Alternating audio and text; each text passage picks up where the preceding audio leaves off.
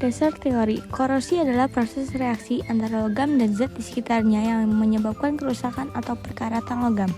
Istilah ini berasal dari bahasa Latin corrodere yang berarti kerusakan. Korosi dapat merugikan karena dapat menurunkan kualitas material logam saat logam berusaha mencapai keseimbangannya dengan lingkungannya. Proses ini melibatkan reaksi elektrokimia, biasanya melalui pasangan sel galvanik, di mana anoda kehilangan massa dan terkorosif ketika ada hubungan listrik dengan katoda, baik melalui pengantar langsung maupun elektrolit. Untuk melakukan praktikum korosi pada paku, digunakan alat dan bahan. Alatnya itu yaitu gelas air mineral sebanyak 7 buah, sendok makan sebanyak 2 buah, karet gelang sebanyak 7 buah, dan plastik putih setengah kilo sebanyak 7 buah. Untuk bahannya itu ada air mentah, yaitu air keran, air garam, air sabun deterjen, minyak goreng, cuka, air matang, yaitu air yang telah dimasak, dan paku besi yang panjang sebanyak 7 buah. Untuk cara kerjanya itu, yang pertama, buatlah larutan air garam. 1 sendok garam dilarutkan kepada 3/4 gelas air mentah, lalu kemudian diaduk. Lalu di gelas lainnya, deterjen dicampur dengan 3/4 gelas air mentah. Di gelas lainnya juga, masukkan air mineral, lalu beri label. Untuk gelas yang ke-1 diberikan kosong dan masukkan paku besi, karena itu untuk mengetes korosi pada paku di udara terbuka. Yang kelima, masukkan masing-masing bahan ke dalam gelas yang sudah diberi label, lalu masukkan paku besi. Yang keenam, tutup gelas-gelas tadi dengan plastik putih, lalu ikat dengan karet gelang.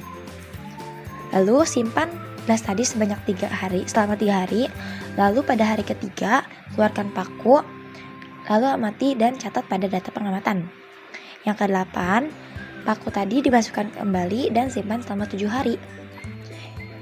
Lalu setelah paku tadi setelah diamati pada hari ke-7, dikeluarkan lagi dan catat pada data hasil pengamatan.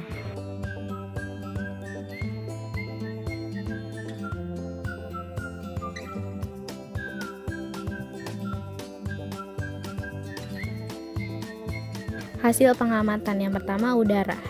Pada hari ketiga, paku sudah mulai berkarat, namun hanya sedikit. Pada hari ke-7, berkarat tipis pada bagian bawah paku. Perkaratan tidak merata. Air mentah. Hari ketiga, banyak bagian yang berkarat. Air rendaman berwarna sedikit kuning kecoklatan.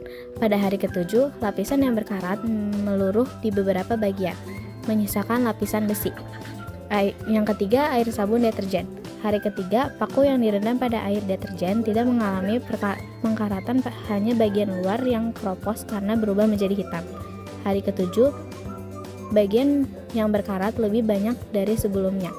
Air garam, hari ketiga sangat sedikit bagian yang berkarat, namun air rendaman memiliki banyak sekali gelembung. Hari ke-7, bagian atas paku keropos dan mengeluarkan warna kuning kecoklatan pada air. Selanjutnya, nomor 5, minyak goreng. Pada hari ketiga, tidak terlalu banyak yang berkarat, hanya titik-titik kecil. Hari ke-7, bagian yang berkarat sedikit lebih banyak dibanding hari sebelumnya, namun tetap tidak ada perubahan pada warna cairan minyak. Ke-6, cuka. Hari ketiga, seluruh paku mengalami keropos, namun warna cairan cuka masih bening. Hari ke-7, paku berubah warna menjadi coklat dan cairan cuka menjadi warna coklat. Hasil pengamatan nomor 7 terakhir adalah air matang. Pada hari ketiga, paku berubah menjadi warna hitam dan coklat tua di beberapa bagian. Warna air sedikit kekuningan. Pada hari ke-7, seluruh bagian paku berwarna hitam. Di dalam air terdapat serpihan paku yang berkarat. Pertanyaan 1. Berdasarkan data hasil pengamatan, hari ketiga jelaskan. A. Paku besi yang paling cepat berkarat adalah pada gelas. Paku besi yang paling cepat berkarat adalah yang direndam pada air matang, gelas ke-7. Seluruh paku berubah menjadi hitam dan berapa titik berkarat. B. Paku besi paling lambat berkarat adalah pada gelas. Paku besi yang paling lambat berkarat adalah yang direndam dalam deterjen.